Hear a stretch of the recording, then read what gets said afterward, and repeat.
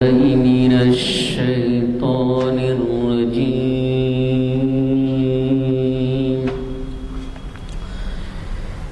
بسم الله الرحمن الرحيم.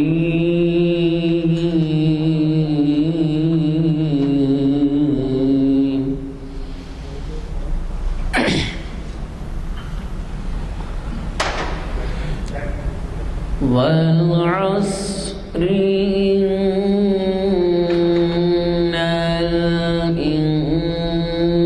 الإنسان لفي خسر إلا الذين آمنوا وعملوا الصالحات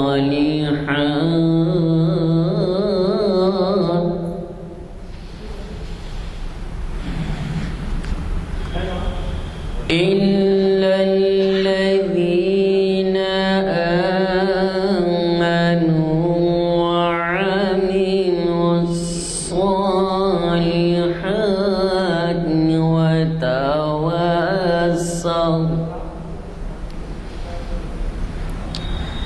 وعملوا الصالحات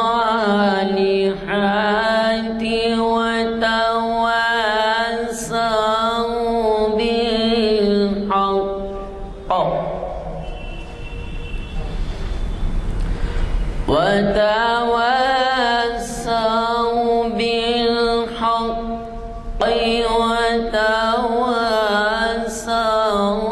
بالصبر. صدق الله العظیم.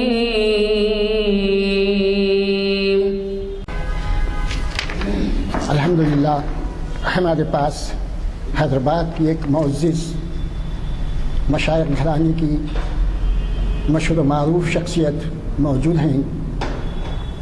آپ ڈاکٹر ہیں اور بڑے ہی عالم دین ہیں اور الحمدللہ بہت سارے لوگ آپ کے اور آپ کے خاندان سے مستفید ہوتے ہیں. آپ دوسرے معنوں میں بحر العلوم ہیں جس کا اندازہ خود آپ کو ان کے لیکچر کے ساتھ ہو جائے گا. آپ کا انداز بیان منفرد اور بہت ہی دلچسپ اور دل نشین ہوتا ہے. سادہ سے الفاظ میں وہ اپنے پیغام کو ہم تک پہنچاتے ہیں اور آج بھی ایک ایسا عنوان آپ نے تجویز کیا ہے، وہ ہے عمر فاروق رضی اللہ تعالیٰ عنہ کی اصلاحات، اور اس کے اوپر آپ تفصیل سے روشنی ڈالیں گے. آج ہماری نشست جامعہ مسجد گنج فاؤنڈری میں 18 دسمبر کو منعقد ہو رہی ہے بعد نماز عصر کے. یہ 941 نشست ہے تاریخ اسلام شریعت اسلام کی، اور الحمدللہ یہ سلسلہ ہمارا آپ لوگوں کے تعاون سے بہت کامیاب چل رہا ہے. جیسے ہمارے صدر صاحب کی ہر وقت خواہش اور گزارش ہوتی ہے آپ لوگوں سے کہ آپ اپنے ساتھ کوئی اپنے نوجوان بچوں کو ساتھیوں کو لے آئیں تاکہ ہماری یہ محفل کی رونق دوبارہ ہو جائے اور یہ سلسلہ ہمیشہ جاری رہے. میں ہمارے معزز مخلص صاحب کو ڈاکٹر میر اکبر علی صاحب کو مدعو کرتا ہوں کہ وہ تشریف لائیں اور اپنے زرعی خیالات سے ہم کو مستفید ہونے کا موقع عطا فرمائیں. السلام علیکم ورحمۃ اللہ وبرکاتہ. حاضرین اکرام، ابھی میرے بارے میں یہ کہا گیا ہے کہ بحر العلوم، تو آپ دیکھیں کہ پسینہ آ گیا، کیونکہ بحر العلوم ہونا کوئی آسان کام نہیں. تو براہ کرم مجھے اتنا نہ کہیے کہ میں شرمندہ ہو جاؤں.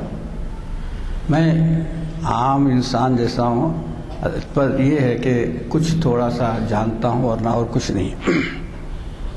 اب میں مضمون پر آتا ہوں. جو عرصہ ماسک لے لگا ہے فوراً ماسک لگا آپ لوگ ماسک لگا آپ لوگ نمونہ رونا سب کے یہ عنوان جو میں نے منتخب کیا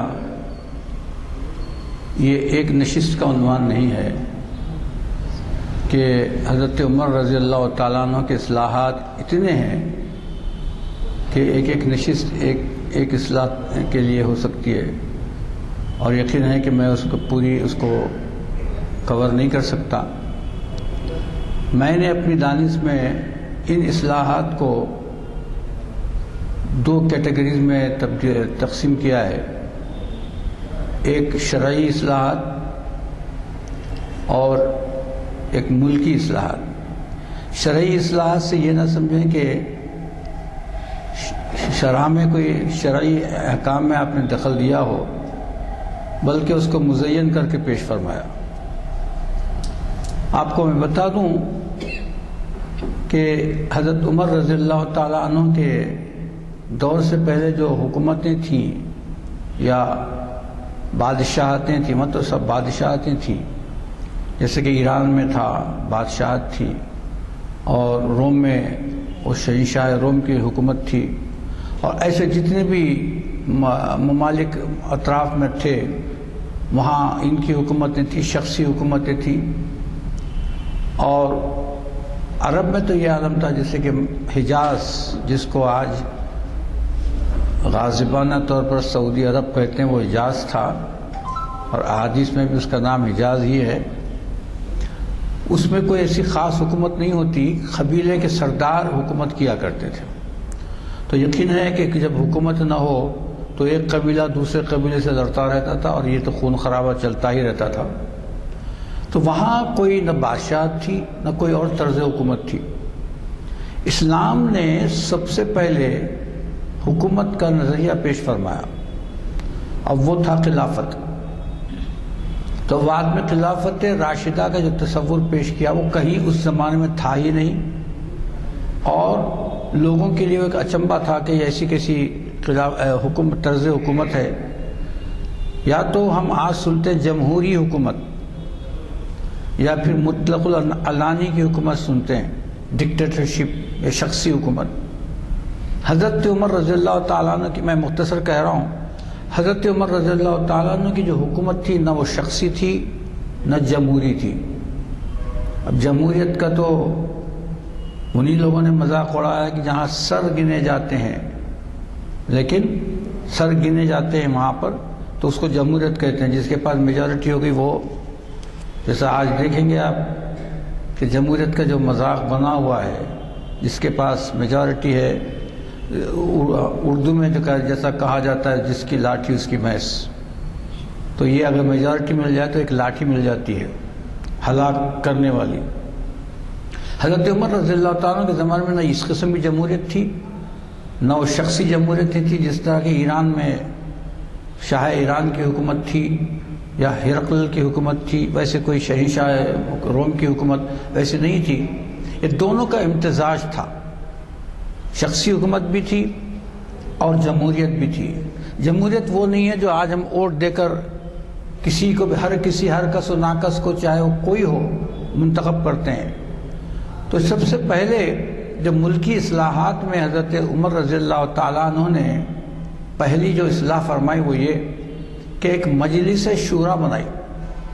اس سے پہلے وہ مجلس شورا نہیں تھی۔ خیر ہم حضرت ابوبکر صدیق رضی اللہ تعالیٰ کے عہد کو الزام نہیں دے سکتے کیونکہ وہ 2.5 سال کا ہی عہد تھا، اور جس میں جنگوں میں کچھ عرصہ گزر گیا۔ لیکن حضرت عمر کا طویل 10 سالہ جو حکمرانی کا دور تھا، اس میں آپ نے جو منظم کیا اب اس حکومت کو، آج بھی یورپ کے جو مورخین ہیں اس کا اعتراف کرتے ہیں کہ ایسی حکومت تو کسی نے پیش ہی نہیں کی۔ تو آپ نے کیا کیا؟ حالانکہ خلافت میں خلیفہ سب سے زیادہ مقتدر اعلیٰ ہوتا ہے، جو خلیفہ چاہے وہ کر سکتا ہے، لیکن آپ نے ایسا نہیں کیا، بلکہ ایک مجلس شورا بنائی، اور مجلس شورا میں اکابر صحابہ کو رکھا۔ جیسے کہ حضرت علی کرم اللہ وجہ، حضرت عثمان ابن عفان رضی اللہ تعالیٰ عنہ، عبد الرحمن ابن عوف، عبداللہ ابن مسعود رضی اللہ تعالیٰ عنہ، زید بن ثابت رضی اللہ تعالیٰ عنہ، یہ بڑے بڑے اکابر، یہ علماء بھی تھے اور اس زمانے کے اور صحابہ بھی تھے۔ تو کیا ہوتا جب کوئی امر درپیش ہوتا تو حضرت عمر اپنے سے فیصلہ نہیں فرماتے۔ یہ نہیں کہ مطلب یہ نہیں ہے کہ ان کو فیصلہ کرنے کی صلاحیت نہیں تھی، لیکن یہ کہ شورا، کیونکہ اللہ تعالیٰ نے حکم دیا ہے شاورہم فی الامر فاذا عزمت فتوکل علی اللہ۔ اللہ تعالیٰ فرماتا ہے اے حبیب، آپ جب کوئی آپ کے سامنے مسئلہ ہو تو ان سے مشورہ کیجئے۔ کس سے؟ اپنے صحابہ سے مشورہ کیجئے۔ شاورہم فی الامر، کسی بھی معاملے میں آپ مشورہ کیجئے، اور اگر آپ کسی چیز کا تہیہ کریں فاذا عزمت فتوکل علی اللہ، تو آپ وہ کام کر گزریے اور اللہ پر بھروسہ رکھیے۔ تو یہ ہم کو دیا گیا تھا، ایک ماڈل دیا گیا تھا، تو حضرت عمر نے اس کو جو ہے، میں نے ابھی کہا کہ اس میں کوئی تحریف یا تصریف نہیں کی، اسی کو مزین کر کے بنایا۔ تو آپ نے مجلس شورا بنائی، تو جب کوئی امر درپیش ہوتا تو ندا لگائی جاتی تھی الصلاۃ الجامعہ، جیسے کہ اذان دی جاتی ہے، تو سارے لوگ جمع ہو جاتے، جس کو ہم یہ کہتے ہیں دربار عام اور دربار خاص جیسے ہوتا ہے۔ اس میں حضرت عمر رضی اللہ تعالیٰ عنہ 2 رکعت نماز ادا فرماتے، یہ فرض نہیں، یہ نفل ہوتی، اور اس کے بعد آپ خطبہ دیتے۔ خطبہ دینے کے بعد آپ وہ مسائل رکھتے جس پر مشورہ کرنا تھا۔ بعد میں صحابہ بے خوف و خطر اس پر تنقید کرتے یا اس کی تائید کرتے یا اس کے مسائل کے لیے اس کا حل بتاتے۔ آپ اگر دیکھیں گے تو یہاں بھی ہماری جمہوریت پہ بھی ایسا ہی ہوتا ہے، گویا ہم نے ہی ان کو یہ ماڈل دیا ہے کہ جب پارلیمنٹ کا اجلاس ہوتا ہے تو صدر کا خطبہ ہوتا ہے۔ ویسے حضرت عمر رضی اللہ تعالیٰ عنہ خطبہ دیا کرتے تھے، اور اس میں وہ مسائل بتاتے تھے جس کے لیے مشاورت کو بلایا گیا ہے۔ اس کے بعد بحث ہوتی، اور جو وہاں بالاجماع پاس ہو جاتا اس کو حضرت عمر رضی اللہ تعالیٰ عنہ اس کو تو ایسے ایکسیپٹ کرتے تھے۔ یہ کبھی کسی حکومت میں زمانے میں یہ ایسا طریقہ نہیں تھا۔ ایک ایسا انوکھا طریقہ حضرت عمر نے پیش کیا ہے، اصلاح پیش کی ہے، کہ آج بھی دنیا نام بدل رہی ہے لیکن کرتی وہی ہے جو حضرت عمر رضی اللہ تعالیٰ نے ہم کو پیش فرمایا۔ تو یہ مجلس، اب اس کے اندر بھی اور ایک مجلس شورا خاص ہوتی تھی۔ یہ تو مجلس شورا عام ہوتی جس میں صحابہ ہوتے اور جو چاہے آ سکتا تھا۔ ایک مجلس شورا خاص بھی ہوا کرتی تھی، اس میں صرف مہاجر صحابہ کو شرکت کی دعوت دی جاتی تھی، اور اس میں اہم مسائل پر بحث ہوتی اور اس کو بطور قانون کے پیش کر دیا جاتا ہے۔ جیسے کہ آج ہمارے پاس آپ دیکھتے ہیں لوور ہاؤس اور اپر ہاؤس، یا لوک سبھا یا راجیہ سبھا، یا کہیں پارلیمنٹ اور سینٹ، یہ 2 جو ہیں وہ حضرت عمر نے اس کا آئیڈیا دیا تھا، مطلب آئیڈیا دیا بلکہ اس پر عمل بھی فرمایا۔ تو اس مشاورت کا نتیجہ یہ ہوا کہ کبھی کوئی عمل غلط نہیں ہوا۔ جب ہرقل کی فوج سرحد پر آ گئی تو آپ نے مشاورت بلائی، اور سب نے کہا کہ نہیں، آپ اس کی قیادت کریں، کیونکہ آپ کو دیکھ کر فوج جوش و خروش سے لڑے گی۔ اور ہرقل نے لاکھوں کی فوج لائی تھی۔ ایک بات عرض کروں کہ جیسا کہ فرعون ایک جنرل ٹرم ہے، وہ ہر ایک کے لیے ہر بادشاہ کو فرعون کہتے ہیں، اسی طرح جو وہاں کے ہر رومن امپائر کے بادشاہ کو ہرقل کہا جاتا تھا، لیکن یہ خاص ایک نام بھی ہے، اور اس کا ہم غلطی سے ہرقل کہتے ہیں، وہ نہیں، ہرقل ہے وہ۔ تو سب نے مشورہ دیا کہ آپ جا کر خود اس فوج کی قیادت کریں، اور فوج کی قیادت کرنے کے بعد آپ دیکھیں گے کہ فوج بہت ذوق و شوق سے لڑے گی۔ تو حضرت علی کرم اللہ جو ممبر تھے مجلس شورا کے، خاموش تھے۔ تو حضرت عمر نے کہا اے علی، آپ تو فرمائیے، کچھ آپ نہیں کہہ رہے ہیں۔ تو بولے میں یہ جو سارے لوگ کہہ رہے ہیں اس کی مخالفت کرتا ہوں، آپ ہرگز اس کے لیے نہ جائیں، آپ قیادت نہ کریں، آپ اپنے مدینے میں رہیں، اس لیے کہ اگر خدا نہ خواستہ شکست ہو جائے یا پھر آپ کی زندگی چلے جائے تو پھر حکومت کا سنبھالنا مشکل ہو جائے گا۔ تو آپ نے کہا واللہ یہ تو صحیح بات ہے، میں یہیں رہوں گا۔ اس کے بعد حضرت عمر نے ایک تاریخی جملہ کہا، لولا علی لہلک عمر، اگر علی نہ ہوتے تو عمر ہلاک ہو گیا ہوتا۔ تو کئی معاملات میں انہی لوگوں کے مشورے سے آپ نے اور خصوصاً خزات کے معاملے میں بھی آپ نے بہت اس کے ان کا مشورہ مانا۔ تو یہ مشاورت کا سب سے پہلی چیز جو مجلس مشاورت اور مجلس شورا بنائی وہ بہت اہم تھی۔ اب میں مختصر ایک دو تین چیزیں شرعی چیزوں میں بتاتا ہوں کہ سب سے پہلے سال کا تعین فرمایا، سال ہجری کا تعین فرمایا۔ آج ہم جو ہجری کا سال دیکھتے ہیں محرم سے شروع ہوتا ہے، پہلے یہ نہیں تھا۔ مہینے تو یہی تھے، نام تو یہی تھے، لیکن سال کہاں سے شروع ہو رہا، ایک سال دو سال اس نہیں تھا۔ تو آپ نے کہا کہ بھئی ایک آپ کے سامنے مثال پیش کی گئی، فائل جس پر لکھا ہوا تھا شعبان۔ آپ نے کہا بھئی یہ شعبان کون سا ہے؟ گزرا ہوا شعبان ہے، موجودہ شعبان ہے، یا آنے والا شعبان ہے؟ کچھ تعین نہیں ہے اس کا، شعبان ہے۔ تو پھر کیا کرنا چاہیے؟ تو بولے اس کا تعین کرنا چاہیے، سن ہجری بنانا چاہیے۔ تو اب سن ہجری بنانے کے لیے تو پھر مشاورت ہوئی، تو لوگوں نے کہا دیکھو ایران میں بہت منظم پیمانے پر ہوتا ہے، اور ہرمزان وہاں ایک بادشاہ تھا ایران کا، وہ مسلمان ہو گیا تھا اور مدینے میں رہتا تھا، بولے اس کو بلا کر پوچھو۔ اس کو بلایا گیا، اس سے پوچھا گیا تو اس نے کہا کہ ہم 12 مہینوں کو ڈیوائیڈ کر دیتے ہیں اور ایسا اس طرح سے کرتے ہیں۔ تو آپ نے کہا یہ طریقہ بہت اچھا ہے۔ اب سوال یہ ہوا کہ ہجری کا سال شروع کہاں سے کیا جائے؟ کسی نے کہا صاحب ہجرت کے زمانے سے شروع کیا جائے، کسی نے کہا کہ جنگ احد سے شروع کیا جائے، جنگ بدر سے شروع کیا جائے، لیکن بعد میں یہ طے پایا، مشاورتی مجلس شورا میں یہ طے پایا کہ یہ ہجرت سے تو شروع ہو، لیکن ہجرت کے بعد جو قریبی مہینہ ہے وہ محرم ہے، کیونکہ ربیع الاول میں سرکار دو عالم صلی اللہ علیہ وسلم نے پہلی ہجرت فرمائی تھی مکے سے مدینہ، تو محرم کو سال بنایا گیا، پہلا سال۔ تو محرم سے ہمارا سال شروع ہوتا ہے۔ اب یہاں سے نظم پیدا ہو گیا، محرم اس کے ساتھ ہجری کا سن بنا گیا، سن ہجری 1 2 3، کیونکہ آپ کی حکومت اب اس لحاظ سے آپ کی حکومت 15 ہجری سے شروع ہوتی ہے، 10 ہجری سے شروع ہوتی ہے۔ تو یہ چیز ایک پہلا جو اس کے اندر اصلاح تھی کہ سن ہجری کو قائم کیا، اور دوسری چیز جو تھی وہ شورا کا معاملہ تھا، مجلس شورا کو انہوں نے بنایا۔ اور اس کے علاوہ قضات، جس کو ہم عدالت کہتے ہیں، عدالت کا نظام، جو عدالت کا نظام تھا وہ کوئی عدالت کا نظام نہیں ہوتا۔ اس پہلے زمانے میں قبیلے میں اگر کوئی جھگڑا ہوتا تو سردار فیصلہ کرتا، جو کر دیا کوئی اس کو پوچھنے والا نہیں۔ اب اگر سردار کسی غیر جانبدار نہیں رہتے تھے، لیکن اگر کسی کے طرفدار ہو تو اس کی طرف فیصلہ ہو جاتا۔ تو آپ نے کہا کہ نہیں، ایسا نہیں ہوگا۔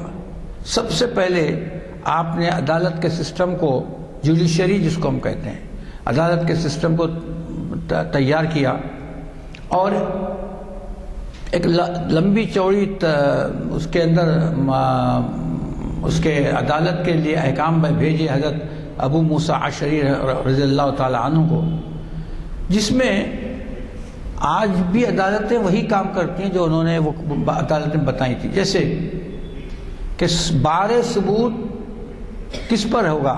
بھئی ایک تو ہے مدعی اور ایک مدعی علیہ، تو آپ نے کہا کہ بار ثبوت مدعی پر ہوگا، پٹیشنر جو ہوگا وہ ثبوت پیش کرے گا، کیونکہ وہی تو الزام لگاتا ہے، اور الزام لگاتا ہے تو اس کو ثبوت دینا ہے۔ تو اب جو مدعی علیہ ہے وہ اس سے بری ہو گیا تو اس کو کرنا چاہیے۔ تو یہ تو میں ایک مثال دیا ہوں، 12 یا 14 کے رولز آپ نے بنائے، اور بنانے کے بعد آپ نے عدالت کا نظام قائم کیا اور قاضی کو مقرر کیا۔ قاضی جو ہم آج کل چیف جج کہتے ہیں، قاضی القضات جو ہوتا ہے وہ چیف جسٹس جو آج کل سپریم کورٹ کا ہوتا ہے۔ تو قاضیوں کے لیے بھی آپ نے رول مقرر کر دیے کہ سب یہ قاضی کسی کا طرفدار نہیں ہوگا۔ تو کیا کہ آپ کا بہترین طریقہ یہ تھا، خود عدالت میں مدعی بن کر یا مدعی علیہ بن کر چلے آتے تھے، ایک دفعہ بہت سے واقعات ہیں، میں ایک ہی واقعہ آپ سے عرض کر رہا ہوں. ابی بن کعب رضی اللہ تعالیٰ بڑے جید صحابی ہیں، حافظ قرآن ہیں، اور پہلی جو تراویح حضرت عمر نے شروع فرمائی تھی اس کے پہلے امام ہیں. تو ان کے اور حضرت عمر کے درمیان کچھ نزاع ہو گئی. تو حضرت ابی بن کعب نے جو قاضی تھے، زید بن ثابت تھے قاضی، ان کے پاس پٹیشن داخل کر دی کہ صاحب یہ میرا جھگڑا ہو گیا. تو آپ نے دونوں کو بلایا. جب دونوں تشریف آئے، حضرت ابی بن کعب بھی لائے اور حضرت عمر بن خطاب رضی اللہ تعالیٰ عنہ بھی تشریف لائے. تو حضرت زید نے حضرت عمر بن خطاب کی تعظیم کی کیونکہ خلیفہ وقت ہیں. تو آپ نے کہا اے زید، تم نے پہلا ظلم کر دیا ہے، تم نے پہلا ظلم کیا ہے. اور کہا یاد رکھو، جب عدالت تمہاری عدالت میں جو بھی آئے سب برابر ہے، چاہے خلیفہ ہو کہ کوئی ہو. آج ہمارے پاس دیکھیے کتنی بری حالت ہے، ہم چیف منسٹر کو یا پرائم منسٹر کو عدالت میں نہیں بلا سکتے. بلانے کے لیے بہت بڑے رول پاس کا ہونا، وہ تو بہرحال کوئی بہت بڑی بات ہے کہ پرائم منسٹر یا صدر کا تو سوال ہی نہیں ہے، صدر کو تو بلا ہی نہیں سکتے. خلیفہ وقت ہے جس کی حکومت 30 لاکھ مربع مائل پر ہے. یہ چھوٹے چھوٹے ممالک کے لوگ ایسا ہیں، 30 لاکھ مربع مائل پر ہے. اندازہ لگا سکتے ہیں آپ. سلطنت عثمانیہ کو کہا جاتا ہے کہ 3 براعظموں پر یہ اس سے بڑھ کر تھی. آذربائیجان تک حضرت عمر کی رضی اللہ تعالیٰ کی حکومت تھی. تو ایران، عراق، شام جتنے تھے وہ سب آپ کے زیر نگین، اتنے بڑے. اور جس سے اس وقت کا سپر پاور تھا روم اور سپر پاور تھا ایران، صرف نام سے کانپتے تھے. وہ شخص یہ کہہ رہا ہے کہ میں بھی آؤں تو عدالت میں میرا احترام نہیں کرنا چاہیے کیونکہ میں فریق ہوں. تو آپ حضرت ابی بن کعب کے بازو بیٹھ گئے اور اس کے بعد عدالتی کارروائی شروع ہوئی. تو حضرت ابی بن کعب نے جج سے کہا، حضرت زید بن ثابت سے کہا کہ میں قسم لی جائے، مجھ سے بھی قسم لی جائے اور حضرت عمر سے بھی قسم لی جائے. تو حضرت زید نے کہا نہیں، آپ ایک کام کیجئے، حضرت عمر کو مستثنیٰ کر دیجئے. تو آپ نے کہا اے زید، یہ تمہاری دوسرا ظلم ہے کہ تم نے مجھ کو استثناء دیا. میں ایک عام آدمی ہوں، لہذا تم قضات کے قابل نہیں ہے، لہذا ان کو ہٹا دیا. تو آج قضات تو بکی ہوئی ہے، جو جوڈیشری ہے وہ بکاؤ ہے، اس کے لیے تو کوئی کہنا ہی بیکار ہے. لیکن ہم نے جو نمونہ دیا ہے وہ نمونہ آپ دنیا کی کسی تہذیب میں، کسی حکومت میں ایسی قضات نہیں پائیں گے.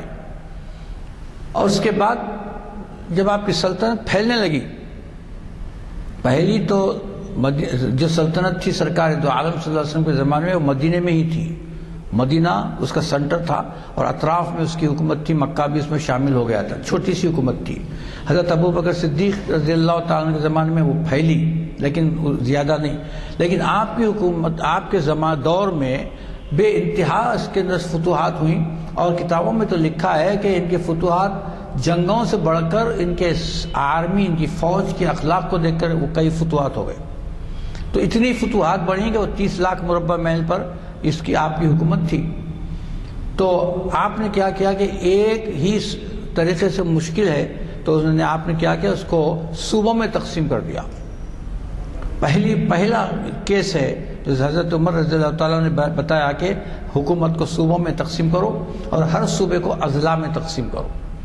تو جو صوبے تقسیم کیے گئے تھے وہ ان کے اس ابتدا میں تو 8 تھے، لیکن بعد میں وہ بڑھتے گئے. جیسے جیسے فتوحات ہوتی گئیں ویسے وہ بڑھتے گئے. ابتدا میں تھا جو صوبے تھے وہ مدینہ منورہ، مکہ مکرمہ اور بصرہ، شام اور جزیرہ وغیرہ وغیرہ، یہ فسطاط وغیرہ، یہ سارے آپ نے صوبے بنائے. اور صوبوں کا انتظام یہ کیا کہ صوبوں میں ایک حاکم اعلیٰ کو مقرر کر دیا جس کو گورنر کہا جاتا ہے. آج بھی ویسے ہی ہوتا ہے، گورنر کہا جاتا تھا. اور گورنر پورا مالک ہوتا، حاکم ہوتا اور شریعت کے مطابق اس پر حکومت کرتا تھا. لیکن حضرت عمر حالانکہ دور درا بصرہ دور ہے، بے انتہا دور ہے، اور ایران دور ہے، لیکن آپ ان پر نظر رکھا کرتے تھے۔ کیسے؟ اگر ان سے شکایت ہوتی تو وہ شکایت کا ازالہ کرنے کے لیے گورنر کو مدینہ مکرمہ بلایا جاتا، پھر ان سے باس پرس ہوتی، اور اگر صحیح ثابت ہوتا تو ان کو ہٹا دیا جاتا تھا۔ کتنا بہترین نظام ہے امن و امن کے لیے! آپ اندازہ لگائیے، آج گورنر فری ہے، جو چاہے کرے، جتنا لوٹے لوٹے، منسٹر فری ہیں، ان کا تو کام ہی ہے، وہ آتے ہی 5 سال کی ڈیوٹی کے لیے، ان کے لیے وظیفہ بھی ہوتا ہے 5 سال میں، اور ہم سروس کرتے ہیں تو ہمارے لیے 28-30 سال کے بعد وظیفہ ہوتا ہے۔ تو وہ حضرت عمر رضی اللہ تعالیٰ نے انتظام کیا تھا کہ ہر والی صوبہ پر یعنی گورنر پر ایک آدمی کو مقرر کیا تھا جو سمجھ میں نہیں آتا تھا لوگوں کو، لیکن وہ ان کے برابر رپورٹ دیا کرتا تھا، ماہواری رپورٹ آیا کرتی تھی۔ تو ایک دفعہ حضرت ابو موسیٰ اشعری رضی اللہ تعالیٰ عنہ جو بصرہ کے گورنر تھے، لوگوں نے آ کر شکایت کی کہ حضرت آپ کا جو گورنر ہے بڑا عجیب ہے، باریک بہت، اس نے کیا کیا کہ جو ممالک فتح ہوئے اس کے روسا کے بچوں کو اپنے پاس رکھ لیا ہے، اور وہ جو روسا کے لڑکے تھے جو قید ہو کر آئے تھے ان کو اپنے پاس رکھ لیا ہے اور کسی کو یہ دیتے نہیں ہیں۔ دوسرا یہ الزام لگایا کہ ایک ان کی لونڈی ہے، اس پر بہت خرچ کرتے ہیں، اس کو عمدہ کھانے کھلاتے ہیں، عمدہ کپڑے پہناتے ہیں، جبکہ عام رعایا کو کچھ بھی نصیب نہیں، یہ ایسا نصیب نہیں ہوتا۔ اور تیسرا الزام بھی لگایا، وہ الزام یہ لگایا کہ یہ صحیح حکومت نہیں کرتے، اور تو حضرت عمر نے کہا کہ نہیں، حالانکہ حضرت ابو موسیٰ اشعری رضی اللہ عنہ بڑے جید صحابی ہیں کہ وہ ان کا احترام کیا تھا، لیکن آپ نے ان کو بلایا، ایک آدمی کو بھیجا کہ جس حالت میں ہو اس حالت میں لے کر آؤ۔ تو حضرت ابو موسیٰ اشعری کو جب وہ کھٹکا مارا گھر پر تو وہ نکلے تو ململ کا باریک کرتا پہنے ہوئے تھے، تو انہوں نے کہا آپ کو اسی حالت میں لے جانا ہے، تو آپ آ گئے۔ گورنر ہے، قید تو نہیں ہے، لیکن حکم ہے کہ جس حالت میں تم سے ملے اس حالت میں لے کر آؤ۔ تو جب یہ الزامات ان سے مانے گئے تو سوائے وہ لونڈی کے سب غلط ثابت ہوئے، تو آپ نے کہا نہیں، یہ برابر ہے۔ اور تیسرا الزام یہ تھا کہ ایک آدمی ہے زیاد بن ثابت، اس کو انہوں نے جو ہے سب کا امیر مقرر کر دیا، خزانچی کا مقرر کر دیا۔ تو آپ نے کہا اے امیر المومنین، وہ بہت عقل مند اور بہت زیرک ہے، اس لیے میں نے اس کو رکھا ہے۔ تو آپ نے اس کو بلایا اور بلا کر اس کی امتحان لیا، اور امتحان لینے کے بعد کہا کہ ہاں یہ بہت زیرک ہے، اس کو رکھنا چاہیے۔ تو یہ انتظام تھا، ایک آدمی مدینے میں بیٹھا ہوا پوری سلطنت پر نگاہ رکھا ہوا ہے، کوئی عمال ایسا نہیں ہے کہ جو سر منہ خلاف ورزی کرے، اور اگر کہیں کرتے تو اس کو بلا لیتے، اور اس کو تو یہ بہت سے واقعات ہیں سمجھے کہ ایسے کہ گورنر ڈرا کرتے تھے، حالانکہ ان کی معقول تنخواہ ہوتی تھی، لیکن پھر بھی اگر کوئی یہ کہہ دیتا کہ وہ ان کے بہت عیش و عشرت میں رہتے ہیں تو وہ حضرت بہت غصہ ہو جاتے، ان کو بلا لیتے۔ یہ تفتیش ہوتی تھی۔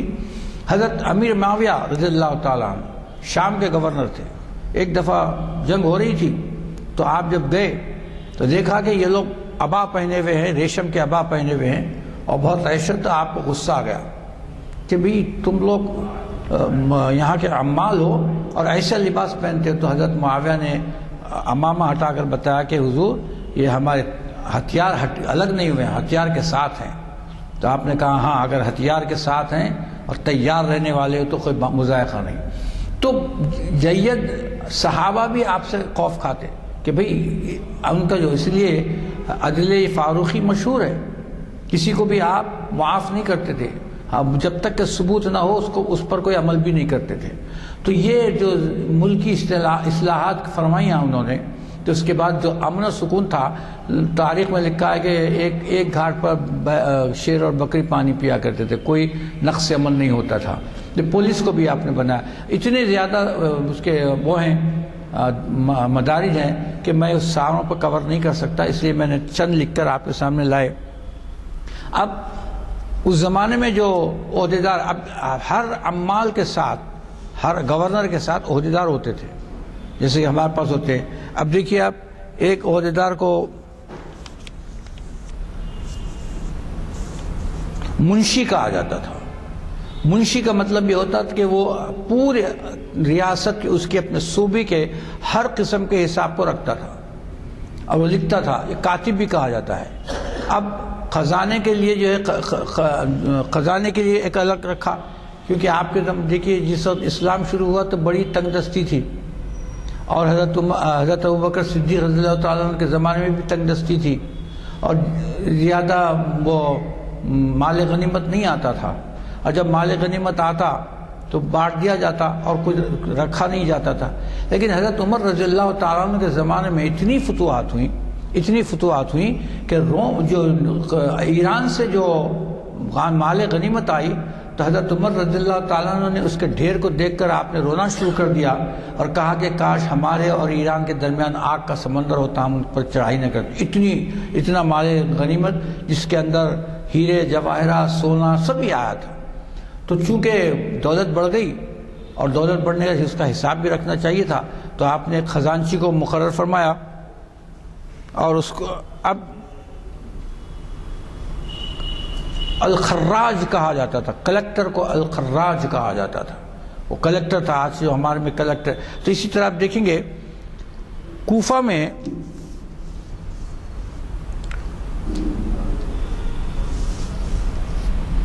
بصرہ میں دارالحکومت بصرہ کا ہم دیکھیں گے. بصرہ میں گورنر تھے حضرت زید بن ثابت.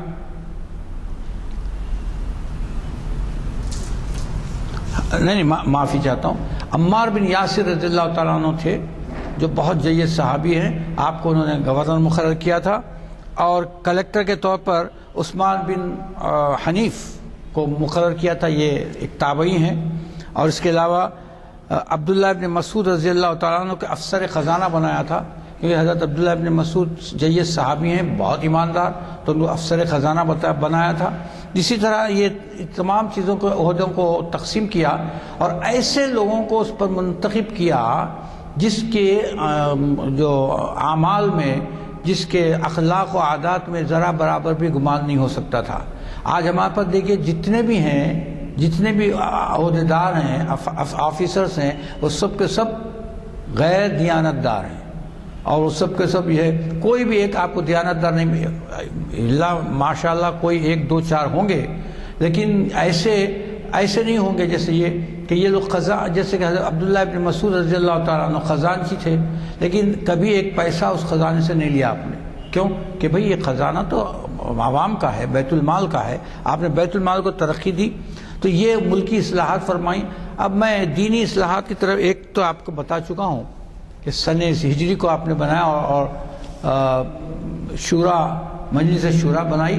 اور اس زمانے میں غلامی کا دور تھا. غلام اور لونڈی رکھنا شان کی بات تھی.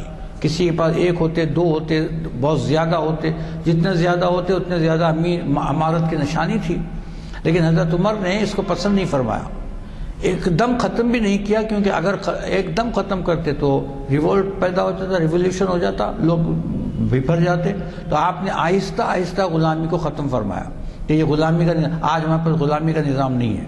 ورنہ اس زمانے میں تو یہ آپ نے فرمایا کہ یہ کیسی اس کی بات ہے، بڑے افسوس کی بات ہے کہ ایک ہم جیسا آدمی ہمارا غلام بنا ہوا ہے، ہم اس کو خرید رہے ہیں، خرید و فروخت کر رہے ہیں اور غلام بنا رہے ہیں. اس کا اب آپ کہیں گے سرکار دو عالم صلی اللہ علیہ وسلم نے اس کو ختم نہیں فرمایا تھا. اس لیے ختم نہیں فرمایا جیسے کہ لوگ علماء کہتے ہیں کہ اس زمانے کا اتنا رواج تھا، لوگوں میں وہ اتنا رچ بس گیا تھا کہ پہلے ایمان لانا ہی مشکل تھا ان لوگوں کے لیے. اگر اس کو یہ کہہ دیا جاتا کہ ایمان لانے کے ساتھ تمہارے غلام اور لونیاں نکل جائیں گی تو آتا ہی نہیں. تو لہٰذا اس وقت تو آپ سکوت فرمایا آپ نے. لیکن جب اسلام مستحکم ہو گیا اور اسلام کی جڑیں مضبوط ہو گئی تو حضرت عمر رضی اللہ تعالیٰ عنہ نے اس کو آہستہ آہستہ ختم کیا. اور اس کے بعد جب حضرت عثمان وغیرہ کے بعد کی حکومتوں میں وہ سسٹم ختم ہو گیا. اور یہ غلام اس کے بعد جو دین میں آپ نے کیا کہ محکمہ افتاء بنایا، فتویٰ دینے کا محکمہ، فتویٰ دینا. وہاں پہلے ایسا تھا جس کی لاٹھی اس کی بھینس، ہمارے اسلام سے پہلے جو جس کو جیسا سمجھ میں آ گیا وہ اس کا فیصلہ کر دیتا. تو لیکن اب اسلام آنے کے بعد کئی مسائل ایسے پیدا ہونے لگے کہ جس کے اندر لوگوں کو تذبذب پیدا ہو گیا کہ یہ کریں کہ یہ کریں کہ یہ کریں، کیا کون کدھر جائیں. تو کس سے پوچھے؟ تو آپ نے کہا دارالافتاء بنا دیا کہ اس کے اندر مفتی ہوا کرتے تھے. آج کل کے جیسے مفتی نہیں، وہ مفتی صحابہ تھے جو اللہ سے ڈرنے والے اور رسول کی پیروی کرنے والے. تو جس میں عبداللہ ابن عباس، عبداللہ ابن مسعود وغیرہ وغیرہ سارے لوگ ہوتے، بڑے فقیہ ان کی قابلیت ہوتی. تو ان کو مقرر فرمایا، اور کسی کو بھی یہ اجازت نہیں تھی کہ وہ دارالافتاء کی طرح کوئی فتویٰ دے دے. وہی لوگ دے سکتے تھے جو وہاں ہیں. تب ان مفتیوں کے لیے آپ نے روزینہ مقرر فرمایا کہ بھئی جب کام دن تمام اسی کام میں رہتے ہیں تو ان کے لیے کچھ ہونا چاہیے. تو روزینہ مقرر فرمایا. اور پھر اس کے بعد دارالافتاء میں ایک صدر مفتی بھی ہوتے جو ان کو دیکھا کرتے، قرآن و سنت کی روشنی میں وہ فیصلے کر دیتے، اور فیصلہ ماننا پڑتا تھا. آج کل کے ویسا نہیں، اگر آپ فتویٰ لا لیں تو لوگ بولتے ہیں صاحب میں نہیں مانتا. تو وہاں جب ایسا نہیں ہوتا اس کو ماننا ہی پڑتا تھا. تو مفتیوں کے لیے آپ نے دارالافتاء بنایا تاکہ لوگ اپنے قضیات کو، اپنے پریشانیوں کو جو دین کے متعلق ہیں ان کو وہ ختم کرے. ویسے بھی کبھی یہ بھی ہوتا کہ کوئی قاضی کو کوئی مسئلہ درپیش ہوتا تو انہی مفتیوں سے اس کا وہ مدد لے لیتے، اور وہ تو یہ اتنا زیادہ مستحکم کیا عدالت کے سسٹم کو کہ کوئی بھی جو ہے وہ عدالت کے بغیر، جیسا کہ پہلے عدالت نہیں تھی، جیسا جی آیا ویسا کرتے، لیکن آپ نے عدالت کو بہت مستحکم فرمایا. یہ جو اصطلاحات ہیں. اب اس کے بعد آپ یہ دیکھیں گے پہلے تراویح، یہ بھی دین کے اندر ہے. پہلے تراویح کبھی چیدہ پڑھی جاتی تھی، کبھی کوئی 8 پڑھتے زیادہ سے زیادہ. تو آپ نے اس کو منظم فرمایا. سب سے پہلی چیز حضرت ابی ابن کعب رضی اللہ تعالیٰ عنہ جید حافظ بھی تھے، بہت بڑے صحابی بھی تھے، اور دارالافتاء کے مفتی بھی تھے. بہت سے ان کی خدمات تھیں. آپ نے ان کو امام مقرر کیا اور 20 رکعت بنائے. تو وہ 20 رکعت تراویح میں پڑھی جاتی تھی جماعت کے ساتھ. پہلے ایسا ہوتا کبھی سرکار دو عالم صلی اللہ علیہ وسلم کبھی جماعت سے پڑھاتے اور کبھی جماعت سے نہیں پڑھتے اور حکم دیتے کہ تم لوگ پڑھ لو. تو علماء بتاتے ہیں یہ اس لیے ہے کہ اگر سرکار دو عالم صلی اللہ علیہ وسلم مستقل وہ جماعت پڑھتے تو اللہ تعالیٰ اس کو فرض فرما دیتا. تو سرکار نے فرمایا کہ میں اس لیے نہیں پڑھ رہا ہوں کہ میری امت پر بڑا شاق ہوگا کہ اس کو فرض کر دیا جائے. تو اس فرض سے بچانے کے لیے سرکار دو عالم صلی اللہ علیہ وسلم نے کبھی 8 رکعت پڑھائیں، کبھی 12 پڑھائیں، اور کبھی نہیں بھی پڑھایا، جماعت سے نہیں پڑھایا، اور فرمایا کہ تم لوگ پڑھ لو، اس لیے تاکہ وہ فرض نہ ہو جائے. مگر حضرت عمر ابن خطاب رضی اللہ تعالیٰ نے کہا کہ اب یہ اسلام کا دائرہ بڑھ چکا تھا، مسلمانوں کی تعداد بھی بڑھ چکی تھی، افراتفری ہوتی. ورنہ دیکھیے آج بھی جیسا ہے کوئی 8 پڑھ رہا ہے، کوئی 12 پڑھ رہا ہے، کوئی 20 پڑھ رہا ہے، وہ پرانے گڑے مردے لا کر اکھاڑ کے بیٹھے ہیں. لیکن یہ ہے کہ حضرت عمر رضی اللہ تعالیٰ نے یہ کہا کہ 20 رکعت ہونی چاہیے، اور اس کے لیے امام بھی مقرر فرما دیا ابی ابن کعب جو پہلے امام تراویح کے. تو وہ 20 رکعت میں پورا قرآن سنایا کرتے تھے. اب سمجھیے اب سوا پارہ 1 پارہ جیسا بھی ہوتا وہ سنایا کرتے تھے. تو وہ سنت آج تک چل رہی ہے، اور 20 رکعت بھی ہو رہے ہیں، اور اس کے اندر پہلے امامت نہیں تھی، امام بھی ہوتا ہے، حافظ کو بلایا جاتا ہے. اور ماشاء اللہ اب تو حفاظ کی کثرت ہے، لیکن اس وقت چند حفاظ ہوا کرتے تھے. اور ایک جو بہت بڑا اہم مسئلہ تھا، قرآن کی ترتیب میں آپ نے کوشش فرمائی اور شروع کیا.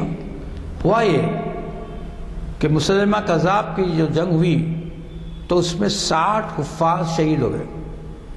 اب وہ 60 حفاظ جو تھے شہید ہو گئے. تو حضرت عمر رضی اللہ تعالیٰ نے حضرت ابو بکر صدیق رضی اللہ تعالیٰ سے کہا کہ اے ابو بکر رضی اللہ عنہ، اگر یہی حال رہا تو حفاظ ایسے ایک ایک کرتے شہید ہو جائیں گے، مر جائیں گے.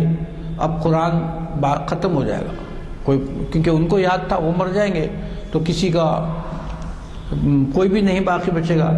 اس کے لیے ہم قرآن کو ترتیب دیں گے. تو حضرت ابو بکر صدیق رضی اللہ تعالیٰ نے فرمایا کہ میں یہ ہرگز کام نہیں کرتا، اس لیے کہ جو کام سرکار دو عالم صلی اللہ علیہ وسلم نے نہیں کیا، میں نہیں کرتا.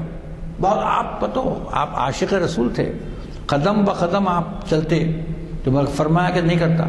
بہت سمجھانے کے بعد آپ راضی ہوئے تو آپ نے تدوین قرآن کے لیے ایک اصول مقرر فرما دیا کہ جو شخص کوئی آیت لائے اس کے لیے 2 گواہ ہونا، 2 گواہ کو بھی لانا، تو وہ آیت قبول کر لی جاتی تھی. تب اس کے بعد یہ ہوا کہ لوگ لاتے اس کے ساتھ 2 گواہ بھی لاتے، اور 2 گواہ لانے کے بعد جو ہے وہ اس کو قبول کر لی جاتی. حضرت حذیفہ رضی اللہ تعالیٰ نے ایک آیت لائے اور ان کے پاس کوئی گواہ نہیں تھا. تو ایک وقت بہت دوسرا قصہ ہے، ایک وقت حضرت حذیفہ کو سرکار نے فرمایا تھا کہ اے حذیفہ تمہاری ایک گواہی 2 کے برابر ہوگی. بہت پہلی بات تھی. تو صحابہ سنے ہوئے تھے، تو آپ کی آیت کو ریجیکٹ کر دیا گیا. تو وہ ایک صحابی نے کہا کہ ٹھہر جاؤ، سرکار دو عالم صلی اللہ علیہ وسلم نے فرمایا تھا کہ آپ کی گواہی 2 کے برابر ہے، لہذا ان کو قبول کر لو. تو اس کو بھی قبول کر لیا گیا. اس طرح تدوین میں آپ نے مدد فرمائی، جو بعد میں جا کر اس کی پوری جو ہے مدون کیا حضرت عثمان رضی اللہ تعالیٰ عنہ نے. تو یہ چند اصلاحات ہے، ورنہ آپ کے اصلاحات کی کثرت ہے. فوج کو آپ نے جو ترقی دی وہ کثرت ہے. تو اس لحاظ سے میں سمجھتا ہوں کہ میں نے تو اس کا حق ادا نہیں کیا ہے، مگر جتنا بھی ممکن ہو سکا میں نے آپ کے سامنے رکھا ہے کہ حضرت عمر رضی اللہ تعالیٰ عنہ کے کیا اصلاحات ہیں اور کیسے دنیا کو ایک ماڈل پیش فرمایا. تو اس کے ساتھ ہی میں اپنا خطاب ختم کرتا ہوں. ربنا تقبل منا انک انت السمیع العلیم وتب علینا انک انت التواب الرحیم. صلی اللہ تعالی علی خیر خلق سیدنا محمد و آلہ وصحبہ اجمعین والحمد للہ رب العالمین. آپ نے آج کے خطاب کی خصوصیت نوٹ فرمائی ہوگی. ہمیں ایسا محسوس ہو رہا تھا کہ ہمارے سامنے سب کچھ ہو رہا ہے، اور آج ایک عرصے بعد، میرا جہاں تک خیال ہے 3-4 مہینے بعد، آج کے مقرری صاحب ہمیں درشن دیے اور ایسا بھاشن دیے، ایسی تقریر کی، ایسا واضح بیان فرمائے کہ واقعی بہت ہی معلوماتی تھا. وقت کم ہے، صرف اتنا عرض کروں گا کہ یہ جو آپ نے جو حضرت عمر کے زمانے کے واقعات اور اصلاحات اور طرز حکومت کیا کچھ نہیں ہے آپ نے بیان کیا، اس کو گاندھی جی کے ایک حوالے سے آپ سمجھ سکتے ہیں. گاندھی جی سے یہ کہا گیا، پوچھا گیا کہ ہندوستان میں آزادی ملنے کے بعد آپ کس قسم کی حکومت چاہتے ہیں؟ تو اگر میں غلطی نہیں کر رہا ہوں تو انہوں نے جواب دیا گاندھی جی نے کہ میں وہ ایسی حکومت چاہتا ہوں جو حکومت کہ حضرت عمر کے زمانے میں سعودی عرب میں ہوا کرتی تھی. اب آپ اندازہ لگائیے کہ تبلیغ کی یعنی اونچائی ملاحظہ کیجیے کہ اس قدر اعلیٰ معیار کی حکومت تھی، اس قدر انصاف پسند حکومت تھی، اس قدر منتظم حکومت تھی کہ اس کی مثال دنیا کے ماننے ہوئے شخصیت نے بھی اپنے لیے مشعل راہ سمجھی.